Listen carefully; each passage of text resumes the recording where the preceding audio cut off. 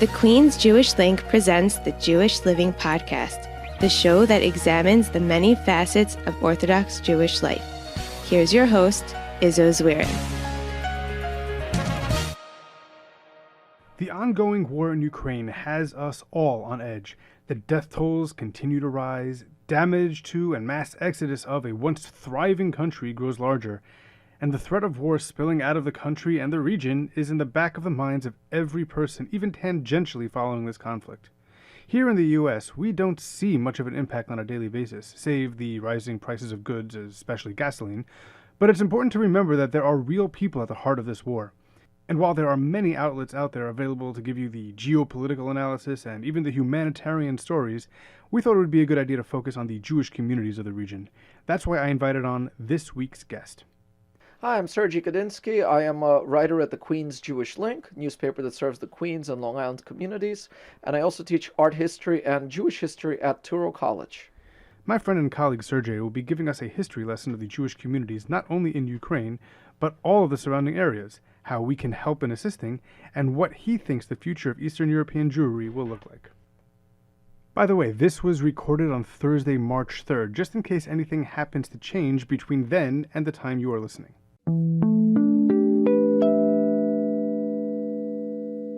Sergey, thank you so much for joining me this week. I wish it was under better circumstances. We both write for the same paper, and I've been trying to figure out what topic I've always wanted you to come on and discuss. And unfortunately, I'm having you here to discuss some of the current events, sort of, going on in Ukraine and that part of the world. So before we get into all of that, I'd like you to please give a little bit of a background into you. Where do you originally come from, and how did you get to be doing all these different things with your life? Like, you have a bunch of different things: art history, Jewish history, writer for the Jewish. Like, those aren't necessarily art history and Jewish history. Definitely don't go together. Well, for what I would think. But how did this all come about? I just had too many interests, and unfortunately growing up here in America where you're told you could be whatever you want to be means some of us are not sure what our career choices are until much later. I wish my parents had pulled me in a stronger direction towards a particular thing, but sometimes I guess it's good to be knowledgeable in many things. I mean, just last week I gave a Black History Month lecture to a historical society in Queens. They were amazed, and I said, imagine how much Jewish history I know. I mean, I happen to be Jewish. But the funny thing is, at the synagogue, people were asking me my opinion on the Ukraine war. And I said, well, to be frank, I'm actually not Russian nor Ukrainian. I was born in Latvia. My wife is from Belarus. My paternal family is from Belarus. My maternal family is from Moldova and Romania. So Jews, I would say, in Ashkenazi Eastern Europe prior to the war, were a semi-nomadic people. We moved around from generation to generation, sometimes a couple of miles, sometimes a couple of 100 miles, depending on persecution, political conditions, economic conditions. So in my family background, there's a little bit of Ukraine, a lot of Moldova, Romania, lots of Belarus, and a little bit of Latvia. And since I was 8, I've been living in Queens and just recently moved to Long Island. Wow, huge history. But I want to correct something that I mentioned earlier. I said we were going to have you on to talk about the current situation in Ukraine. We're not going to actually be talking so much about that. Maybe we'll get into it a little bit. I'm sure there's other news outlets out there. I know there are other news outlets out there that are basically covering this, 24/7, and people can get that kind of news from other places. What I want to talk about today, because this is the Jewish Living Podcast, is the various Jewish communities in these countries that you mentioned: Estonia, Latvia, Belarus. You can even go into Ukraine and Russia. All those things. I want to get a sense of how these communities came to exist, the history behind them, and anything else that you might want to tell us that are interesting. Before we get into that, though, if you can give us just an overview of the geography of the area. I know people can go on Google Maps and look into where exactly all the countries are. As a matter of fact, when Russia started amassing troops on the Ukrainian border, I went onto Google Maps, like, all right, where are these people, and where's all these other countries? Where's Belarus? So over the last couple of weeks, I myself have been just studying Eastern European geography and Baltic countries' geographies just to see what I would be able to tell. But if you can give a little bit of an overview as to where everything is, especially as it relates to the various Jewish communities in some of these Baltic countries. And I'm assuming that there's a ton of these communities, but let's focus on the larger volume ones. I know that when you were looking at that Google map for the border lines, which were now essentially front lines, you were probably seeing names of towns and villages that resonate in your family history. Perhaps they had a Yiddish pronunciation, and names do change depending on who's in charge. But these are places with a long Jewish history that goes back at least a millennium. Because around the year 1000 is when the Polish kingdom accepted Christianity, and under Boleslav the Wise, rather than looking down at the Jews, when the Western European kingdoms were kicking out the Jews, exacting massacres on the Jews, Poland welcomed them. It became a place of tolerance, a Malchus Shel Chesed for that time. Jews arrived there, and they were viewed as an asset, as a positive, because we have relatives and connections all over the world, because we are a diasporic people. The Russian kingdom, however, under Ivan the Terrible, did not like the Jews. This thing called Zhidovshchina, Judaizing, the idea that some Russians were looking at the Bible and seeing the Old Testament and finding more truth in it. Those people, who later became known as the Subotniks, Sabbatarians, were persecuted. So Ivan the Terrible closed Russia to the Jews. But then in the late 1700s, Catherine the Great expanded Russian Empire westward. I mean, they'd gone eastward into Siberia towards Alaska. Now they're looking west. Under Catherine the Great, Ukraine was conquered. Odessa was built in 1795. In the 1790s, Poland was dismembered, divided between the Prussians, Austro-Hungarians, and the Russians. And Catherine the Great now had a huge Jewish population, more than 2.5 million, on her hands. The Russian government established a Pale of Settlement, like a giant reservation where Jews could live. And that was Lithuania, parts of Latvia, Belarus, Poland, Ukraine, Moldova. Now, was that mixed with other peoples? Yes. Okay. Yes. When we think of the Shtetl, we're not thinking of Kiryas Yoel, which is 99.9% Jewish. The Shtetl of Eastern Europe had a mixed population of Jews and Christians. Some Shtetl, like the one where my grandparents were born, were majority Jewish. So it did feel culturally very Jewish, even if you weren't religious, maintained your identity that way. But within the Pale of Settlement, of course, there were plenty of cities and towns where Jews were not allowed, economic restrictions, and all other kinds of persecutive measures. But nevertheless, this is how the Russian Empire ended up with the world's biggest Jewish population, because Ukraine, Belarus, Lithuania were once part of the Polish-Lithuanian Commonwealth, that tolerant kingdom that goes back to the Middle Ages that was dismembered in the 1790s. Okay, so obviously that part of the world, the borders change, or this time that we're talking about in the 16, 17, 1800s, the borders change pretty rapidly depending on who was in charge. Over the last, let's say, 30 years or so, since probably the end of Soviet Russia, the borders have been relatively stable, maybe until 2014 and in the Crimea invasion. Where do we find the largest Jewish communities still in existence in that area? So I should point out that the borders stay the same, largely, but it's the cultures inside the countries that have changed. For example, the Jews living in Ukraine, in the past 30 years, they've become less Russophone and more Ukrainian-speaking.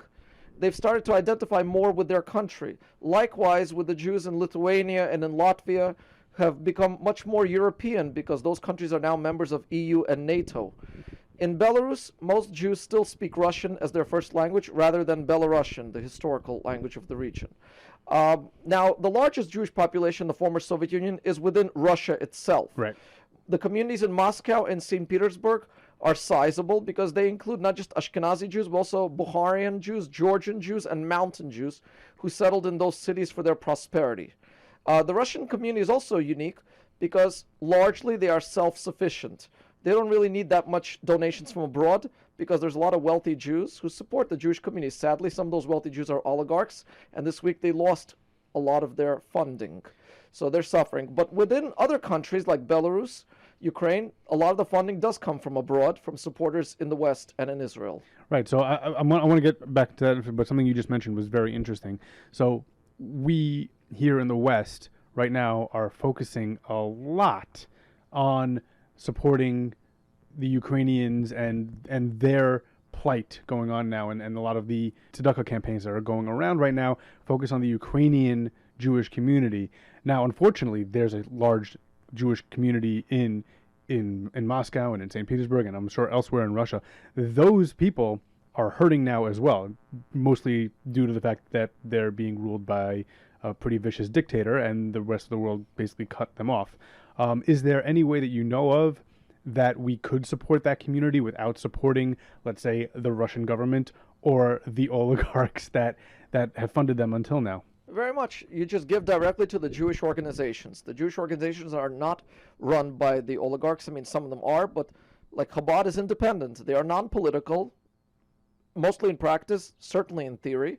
But we just have to wait and see, because I'm not sure how we can send money directly to Russia at this time. Right. However, in Belarus, which is a pro-Russian government there, a government that's also ruled by a dictator over there, you could still send money to the community of Yad Yisrael in Pinsk, a community that's been there since the 90s, that is now sheltering 93 individuals who fled from Kiev to Pinsk. I should also point out, Chabad is not the only organization on the scene. There are the community of Karlin Stolin Hasidim. They run the only yeshiva in Belarus, in Pinsk. They also run they ran until this week, the Yad Yisrael yeshiva in Kiev. If I'm not mistaken, are they also the ones that run the Shechita in Ukraine? I've heard of these people. And Rabbi Bleich, who's one of the chief rabbis in Ukraine, is a Karlin Stoliner Hasid. He arrived in Ukraine in 1990, just before the collapse of the Soviet Union, and he travels back and forth between the U.S. and Ukraine to support the community there. All right. So it wouldn't surprise me if he was running some sort of the Shechita over there. But like as you mentioned that, like that, some bell went off in my head from like back in 2014 when I was doing this research on them. And when you mentioned the Yad Yisrael Hasidim, like that sounds so familiar. So somebody out there can correct me if I'm wrong, but I'm pretty sure they run the Shechita operations throughout Ukraine.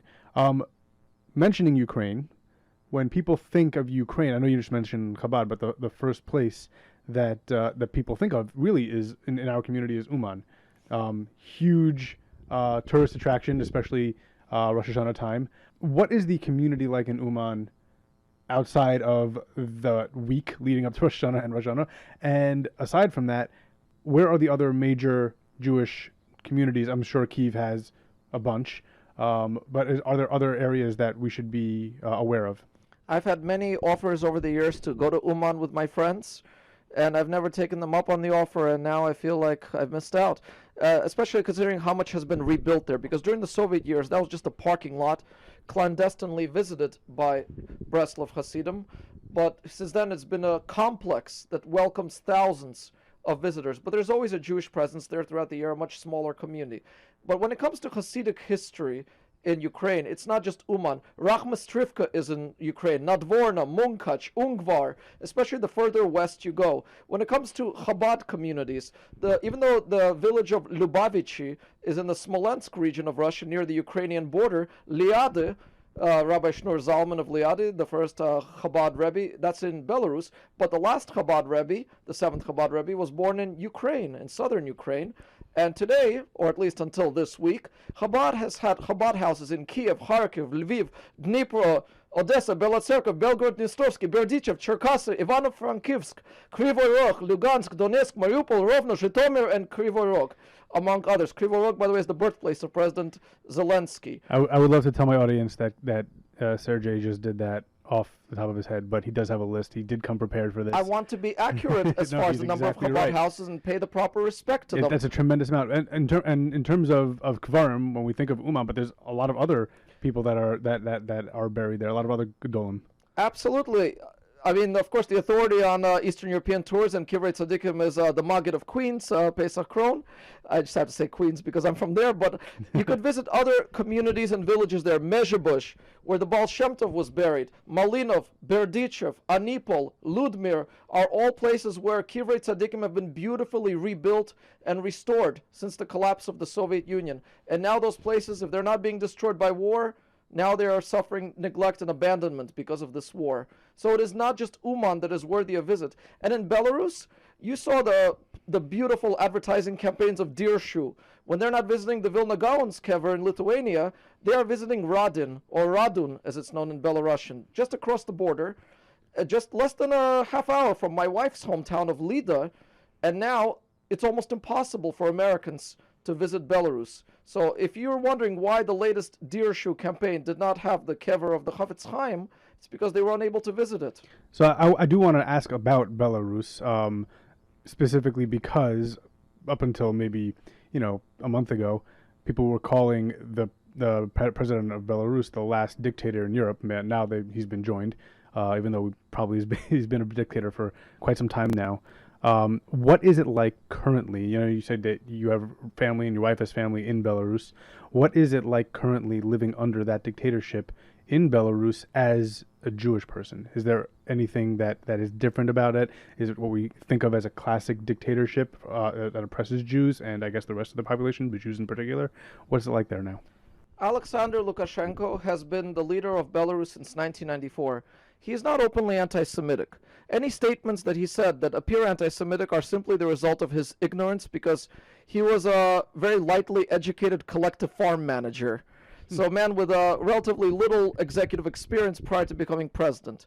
He does not persecute Jews for being Jewish, but at the same time, it's very difficult to be Jewish in a country that is economically and politically isolated from much of the world. So can you keep kosher in Belarus? Of course, when my wife was little and she went to the Yad Yisrael school in Pinsk, they would visit the grandmothers at the farm and watch them milking the cows, and presto, it's Chalav Yisrael, because it was watched by Jewish school children. So it is possible to be Jewish. The yeshiva is not persecuted by the government because they don't get involved in politics. But Jews prosper in countries that prosper. Jews prosper in countries that are open to the world.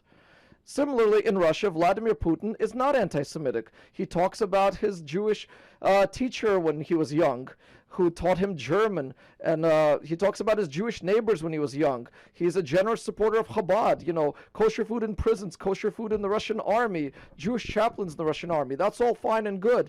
But then when you start bombing other countries, when you make life difficult for the Jews, even without saying that you're openly anti-Semitic, it's implied in the way that Lukashenko and Putin behave that makes Jewish life difficult. When you blow up a Holocaust memorial, that obviously we all know about that right now, but can you give us a little bit of history behind that memorial that was blown up? The Babi Yar ravine is located on the outskirts of Kiev, and it's where more than 33,000 Jews were murdered by Nazis and their Ukrainian collaborators in a couple of days in the summer of 1941, just shortly after Kiev fell to the Nazis. In the Soviet period, apartments were built near Babi Yar, but writers like Yevgeny Yevtushenko made sure that the memory of this ravine is kept alive. Initially, the Soviet Union built monuments there in memory of the murdered Soviet citizens, without mentioning Jews, even though the majority of the murdered Soviet citizens at Babi Yar were Jewish.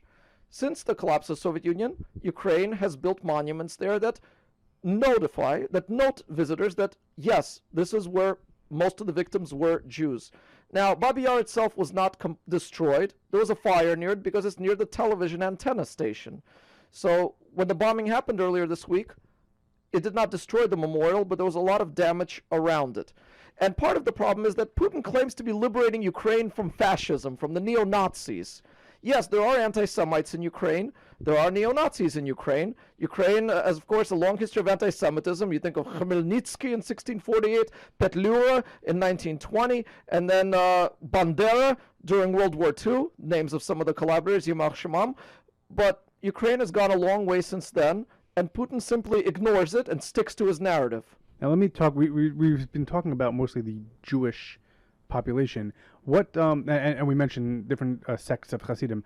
The majority of people that are living, majority of Jews that are living in these Eastern European, Baltic, Russian adjacent countries, are they Orthodox? Are they frum? Are they conservative? Are they Hasidish? Where do they? Are they Sephardi? Where do they land on that? Like what are the demographics of these communities? The majority of the Jews living in Ukraine, Belarus, and the Baltic states are assimilated. Many of them are intermarried. Nevertheless, they recognize themselves as Jews. They attend Jewish events, whether it's cultural events and whether it's religious events. I should point out that Hillel, the college campus organization, in Ukraine, they had, until this week, organizations in Kiev, Lviv, Kharkiv, Dnipro, and Odessa. In places like Latvia, where my uncle lives, there's synagogues in Riga, the capital, and in Yurmala, the seaside suburb, where my uncle lives. There are Jewish cemeteries that are kept in good condition by the community and by donors abroad. As far as religious life, Chabad is very active, very visible on the scene. In particular, Chabad of Zhytomyr in Ukraine also serves the elderly and isolated Jews in the shtetl, in the small towns around. But there are Reform communities as well, which call themselves progressive liberal. They don't really use the word reform like they do here in America, serving the intermarried, the LGBT, people who don't always fit the traditional religious identity. There's also the Jewish agency, Sochnut, that also has their emissaries or shluchim that are there to promote Aliyah, but for those who do not wish to make Aliyah, at least to promote the connection to Israel by teaching Hebrew. So this conversation would not be complete if we didn't mention Ukrainian President Vladimir Zelensky. President, Prime Minister? What am I up to here? Vladimir Zelensky has been president since 2019. President. So, yes, we all know it by now. Everybody knows by now he's Jewish. He's not a classic politician. He came up as a comedian, as a TV personality. My question, first of all, is he the only, outside of Israel, the only head of state in the world currently that is Jewish? I believe so. Okay, so what does that have an effect on, if any, the Jewish community in Ukraine and the surrounding areas? Is that a positive for them? Or do people look down on people who don't agree necessarily with Vladimir Zelensky? Do they take that and make it like they look down on the Jewish community? How does that affect the Jewish community by having a head of state that is also Jewish? It puts a lot of pressure on him to do his job and to do it well, because he knows that if he fails at his job, it would not reflect good on the Jewish community. If he does his job well, the Jews are great, the Jews are geniuses. So it could either be a positive image or a negative image. And so far, he's seen as a patriot to the country, and it reflects on the Jewish community. Right. I want to point out another example from another former Soviet state, Azerbaijan, which also has a small Jewish community that is very much integrated into the fabric of their society. Now, what is Azerbaijan in terms of demographics? What type of a country is that? Azerbaijan is sandwiched between Russia and Iran, two very powerful militaristic countries. So when you're a small country, you got to look for other friends. Azerbaijan is majority Shiite Muslim, but less religious than Iran, and they're friends with Israel, and one reason why that is because of Albert Agarunov. In 1988 to 1994, Azerbaijan and Armenia went to war over the Karabakh region. Albert Agarunov was too old to serve in combat, but he volunteered as a tank commander. His tank movement was called the Jewish Sandwich, but unfortunately he was killed by an Armenian sniper. He's buried in the Alley of Heroes, a military cemetery in Baku. There's a school, a street named after him. He is a national hero, and everybody knows in Azerbaijan that Albert Agarunov is a Jew. And just like the Jewish community over there is proud of him, so is the Azerbaijani government. So as a result, people in Azerbaijan think of the Jews as patriots, as members of society. Similar here with Zelensky, when he says, "I don't need a ride, I need ammunition," he said to the Americans. That means, with 1 million people who had fled Ukraine, with the majority of the Jewish community having fled Ukraine for their safety, Zelensky will likely be the last Jew to remain in Ukraine, because it's his duty as president. And he's demonstrated that so much. Now, there is a lot of press out there. He is basically universally loved right now, at least in America, many areas around the world as well. Unless you're pro-Russian, you are admiring the bravery and the leadership of Zelensky. I don't necessarily see him being able to hold off Russia that much longer. What is in store for him and for the Jews of Ukraine should Russia end up conquering Ukraine? What can the Jews in that area, if they choose to remain or return, expect? Should the Jews return, or for those who have remained, it means political silence. Just like the Jews of Belarus, just like in Elie Wiesel's famous book, The Jews of Silence, when he visited the Soviet Union in the 1960s, it means they cannot express themselves politically. They can only express themselves religiously. In the Soviet Union, ethnic minorities were allowed to maintain their languages, their music, their dancing, their dress, but they could not express self-determination. And that's what will happen. When Russia took over Donetsk, Lugansk, Crimea, some Jews remained. And the Chabad Shlichim who had fled, they were replaced with new Chabad Shlichim who were answering to the Russian Chabad rather than the Ukrainian Chabad. So religious life can continue, but it will now be directed from Moscow. We didn't really mention talk about some of the other Baltic nations over there. Is there anything that you want to tell us about those regions and I guess a little bit northeast of Ukraine, a little bit west of Russia? Sure. Having been born in Latvia, when go. I explained to my friends in New York what is the Jewish life in Latvia like before the war, after the war, I compared to Brooklyn and Queens. Lithuania was Brooklyn. So much Jewish history, so much Jewish culture, bigger Jewish community. Latvia sort of like second fiddle to that. But the Baltic states were like this. During World War II, there were lots of Lithuanians and Latvians who had collaborated with the Nazis. They viewed the Jews as communists because there were some communist Jews, but not all Jews are communist. Also, many of the Jews chose the Soviet Union as a refuge against the Nazis because even though the Soviet Union would suffocate us spiritually, they didn't kill us physically. So in 1941, when the Nazi soldiers marched into the Baltics, a lot of the Baltic people welcomed them as liberators. They helped the Nazis murder Jews, but then when they thought the Nazis would give them their independence, they were not given independence. The Nazis viewed the Lithuanians, the Latvians, the Ukrainians as just a little bit higher than the Jews, but still less human than the Germans. And that was the Holocaust history of Latvia. After World War II, more than 90% of Latvia's Jewish population, those who had lived there before the war, were exterminated. My family arrived in Latvia between 1946 and 1949. 1946 my paternal, 1940 my maternal, from Belarus and Moldova. The Soviet Union encouraged settlers to move into Latvia to rebuild the country. At the same time, hundreds of thousands of native Latvians were deported to Siberia because they had once supported an independent Latvia. This is where my parents were born. This is where I was born. We were quiet, loyal, unassuming citizens. But living in Latvia, we also had access to Radio-Free Europe because we were on the Baltic Sea, on the fringes of the Soviet Empire, so we had a chance to listen to it. Latvia was a big center of the Refusnik movement. Yosef Mendelevich, who lives in Israel now, he's from Latvia, from Riga. There were forests there where secret Jewish clubs were organized. There was a matzah bakery in Riga that was there just for show, for the foreign dignitaries. There's a synagogue in Latvia, in downtown Riga, that survived the Holocaust. Because why did Nazis destroy it? Because it would have destroyed the old city. It's in a tight neighborhood. I remember visiting it as a child. But in the early 90s, however, when Latvia became independent in 1991, they were very nationalist. People who arrived there after World War II had to learn Latvian. We lost our citizenship. The only people who had citizenship were those who were descended from pre-1940 residents. So I became stateless.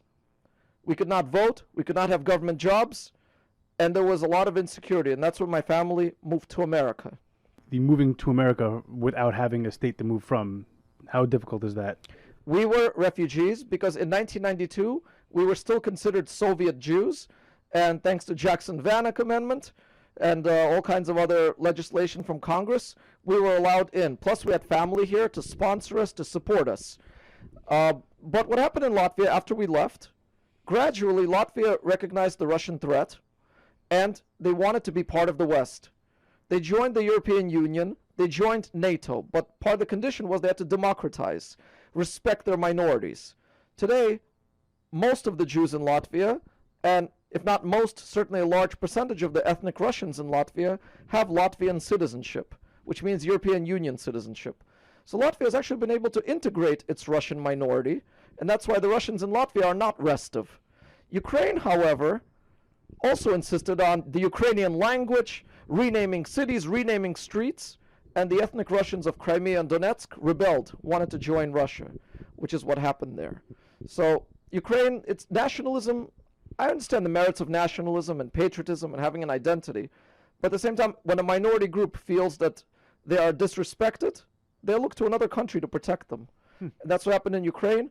But fortunately in Latvia, my uncle came to America in 1996, lived here for about 4 years. He was already late middle-aged. It's tough to immigrate here at a later age. He moved back to Latvia, and he's comfortable there. When he moved back to Latvia, I thought, you're crazy. Everybody wants to immigrate to America. But he moved back, and he's happy there. It's sometimes for us American Jews, it's hard to understand. Why do some people remain in the diaspora? Why do some people, this is also diaspora. I shouldn't say that. Yeah, I'm sorry. That's right. Why do some people remain in other diaspora countries besides the United States? It's because they feel a strong attachment to their home, their culture, the graves, the monuments, the synagogues. the places that they've known their entire lives. It's the same reason why American Jews remain in America, why British Jews remain in Britain, and they don't make Aliyah and they don't go to Israel. That's because they're comfortable there, because they're used to it, because they have some sort of a pull there. If it's nationalistic, if it's their shul, their community, their whole lives are there. It's hard to pick up and go, and even if you do pick up and go, there's still always going to be that thing drawing you back. And I feel like having an uncle in Latvia and having in-laws in Belarus, it means I have a first-person connection to those places. But I know now that my relatives in Belarus have to leave. Even though they have property there and they voted for the opposition, they protested 2 years ago, they know now that they cannot protest. They cannot share, like, or retweet what they read because the conditions are that dangerous.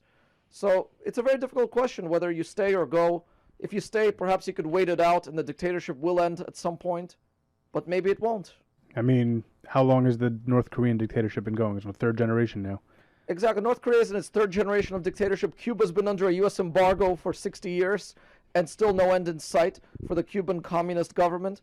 So Russia and China each have basically a dictator for life imposed over there. So yeah, so it's true you could wait it out. Do you foresee a mass migration away from the Baltic states, away from Russia, away from Ukraine in the foreseeable future? Once this whole war is over, regardless of how it lands, do you foresee a situation where just mass amount of people and mass amounts of Jews in particular decide that's enough, I'm done? Depends on the position of each individual. Some individuals have businesses, properties that they're very heavily invested in, and it's hard to give those things up. Also, remember the Baltics are part of the EU and NATO. Likewise, if they are going to move, there's Germany, which welcomes Jewish immigrants. I mean, they've been doing that since 1990. In fact, that's why today Germany has Bukharian Jewish community and a Russian Jewish community to make up for the Jews that they lost, decades ago. So I think some Jews will leave, even Baltics, but I feel that right now the real depopulation is happening in Ukraine and in Belarus. And about Russia, I think most Jews there will stay put. Okay. Sergey, this has been so eye-opening. You're a wealth of knowledge on this topic. I'm sure we didn't even scratch the surface. I'm sure there's so much more we could talk about. Are there any last things that you think are important to mention for this conversation? And if we could have you back at some point, we will to talk more about this stuff. But is there anything else that you want to leave us with? I really hope that when peace comes to Ukraine and freedom comes to Belarus, American Jews will have the opportunity to visit these countries because there's so much history, so much culture there, and so much growing respect for Jews on an individual level. Yes, still some distrust, still some stereotypes here and there, pockets of hate, but largely it's been positive, and respect for Israel too as a small country resisting much bigger enemies. And right now I just want people to have in mind the Yad Yisrael organization that is doing so much for the Jews in Ukraine and in Belarus, for Chabad, but I think it's the biggest philanthropic outpouring among American Jews since the Soviet Jewry and the Ethiopian Jewry movements. We should be proud of ourselves, and we have so much to do, and we should continue to do it. And of course, we'll link to some of those organizations in the show notes. You could find them on our social media. Speaking of which, Sergey, where can people find you? I know they could read your work in the Queen's Jewish Link. Where else can they find you? They could just find me on Twitter or Google me. But again, I do a lot of things, teaching history, writing books. But, hopefully whatever I have to say is well-informed. But if not, the public is welcome to correct me. And I'm always reconsidering my opinions based on the facts. All right. Do you want to plug any of your books? Well, I wrote a book called Hidden Waters of New York City, which is not Jewish at all. It's about the ecology of the city, the waterways of the city. Again, just one of the other interests I do. So Hidden Waters of New York City. There's also a website called Forgotten New York about all the hidden history of New York City. Amazing. Sergey basically wrote the parts of Les Miserables that describe the Paris underground sewage system, just only that part, not the whole story with any of the characters. By the way, as a New Yorker, if I could speak of a city in Eastern Europe that's comparable to New York, sure, it would be Odessa. Odessa is a city that was once a quarter Jewish. Odessa is a city that was the birthplace of Leon Pinsker, Zev Jabotinsky, Achat Ha'am, Shalom Aleichem, Chaim Nachman Bialik, Meir Dizengoff, Mendele Mocher Sforim lived there. And one final thing about Ukraine. Between 2017 and 2019, Ukraine had the distinction of having a Jewish president and a Jewish prime minister, Vladimir Groisman. So not only was there one head of state, head of state and head of government. Head of state and head of government. And I'm assuming at that point, outside of Israel, that's the only time that's ever happened in history, or in modern history, let's say. Maybe back in the ancient times there was a situation like that. But two head of state and head of government. So you have that in Israel, where you have a president and prime minister, but maybe nowhere else ever in the world. But at the same time, these individuals know that they can't be too visibly Jewish. They also have to be, speak Ukrainian and be very much in the Ukrainian culture. So they know the limitations of Jewish identity, as well as the advantages and disadvantages of it. It's funny, every time you mention these types of things where you have a head of state that is different than what maybe somebody's used to culturally, it takes me back, not takes me back because I wasn't alive yet, but it reminds me of John F. Kennedy, who was the first Catholic president of the United States, and he had to kind of walk on eggshells as a Catholic, and maybe even went a little bit reverse as to what people have thought a Catholic was. It maybe had a little bit of the promiscuity that isn't necessarily associated with Catholics, and it was a little different. So maybe in terms of that, where you have a Jewish head of state that has to kind of play against maybe some things that somebody would expect stereotypically of somebody Jewish, and they're leading this state that maybe isn't so used to having that type of a leader, that cultural leader. That was just the concept that reminded me of where we had here in America back in the 60s. Well, having a Jewish leader in a place like Ukraine creates a new definition for nationalism. Instead of ethnic nationalism, this is civic nationalism. That anybody could be a Ukrainian if they believe in the Ukrainian homeland, Ukrainian identity, and the defense of Ukraine. And that's what Vladimir Zelensky is demonstrating, civic nationalism. Phenomenal. Sergey, thank you so much for joining me. This was amazing. And I wish you much hatzlacha in whatever you choose to do next. I'll see you in shul.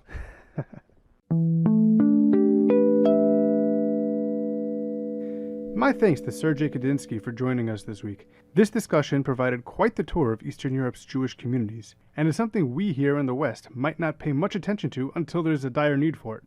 While there's a heavy concentration of Jews in America, and obviously Israel, it's important to remember that not all Jews everywhere are able to practice religion as freely as we are, or at least not allowed to share their opinions publicly as we are. Our hearts go out to all those in the middle of this war, and to them, and to all listening, Kol Tov. The Jewish Living Podcast is produced by Sreli Paikus. Our theme song is The Band by A.B. Rottenberg.